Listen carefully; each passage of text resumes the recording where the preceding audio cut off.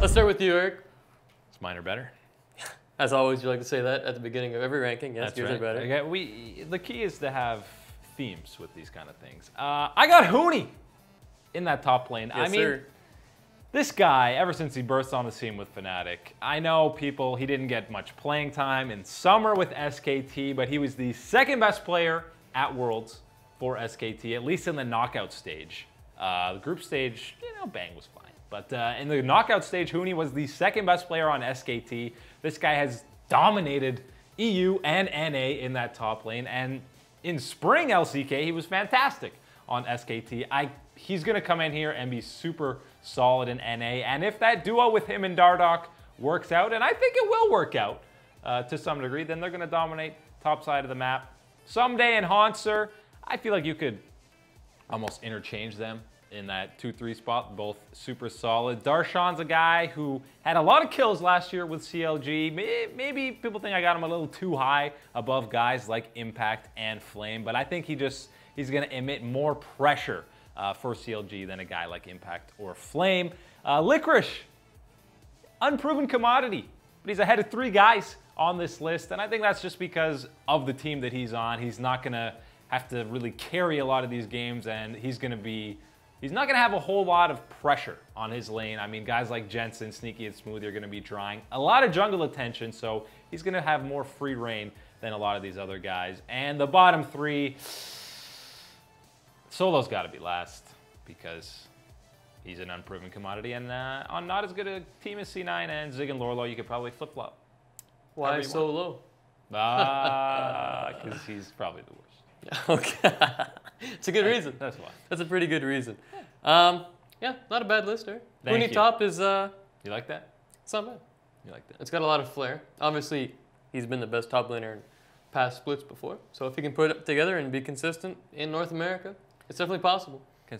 It'll depend a lot on what the meta kind of shapes out to be. If, stuff like Quinn top and these random Quinn top. 80 carries top aren't that good. Squishy guys, if it's more of a tank meta, then that might be totally different. But Yeah. I believe in the holo.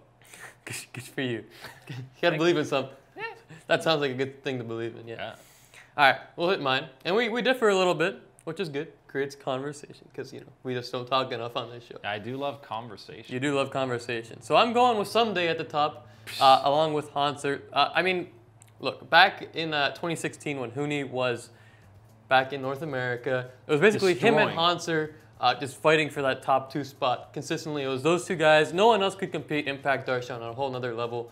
And it was like Huni and Hauntzer, top of the KDA, most kills, all that kind of stuff. Biggest gold differential, biggest CS differential.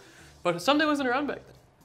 Nope. And now he is. And I just think that Someday and Hauntzer are better tank players than Huni. And on overall consistency basis, I think they take it down. So I'll take the consistency over the upside of Huni, even though I know that he can take over some games.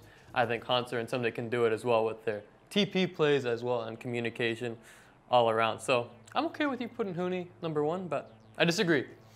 I mean, at least he's still meddling on here on these lists. And I'm quite certain he will be the top-ranked Echo Fox player on any of these lists. My boy Darshan down to 5th, huh? Yeah, I mean, that's another thing that's different between your list and mine. Otherwise, it's pretty much similar. I put Impact over Darshan. Darshan sometimes, I don't know. When he's on those carries, he's great and doing his old split push thing. But some other times, he looks a little lost on that island with CLG communication.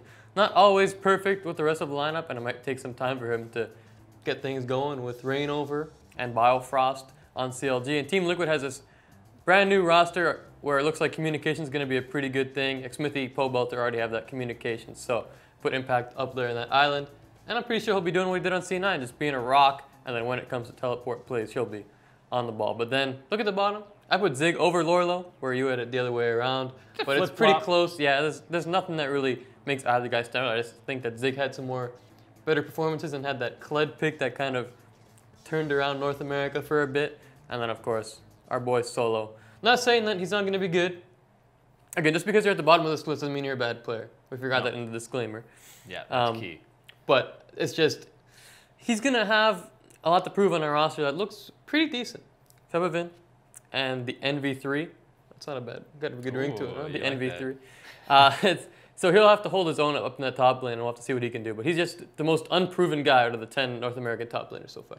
Yeah, and I think, again, you're basically comparing him to a guy like Licorice as the two guys who have pretty much no LCS experience, next to no LCS experience. And yeah, I think Licorice is just in a better position on Cloud9 than Solo is. But both of those guys, if the team struggles, they're probably the first guys to blame and flame because they're the new guys. Make sure to like, comment, and subscribe for more esports content.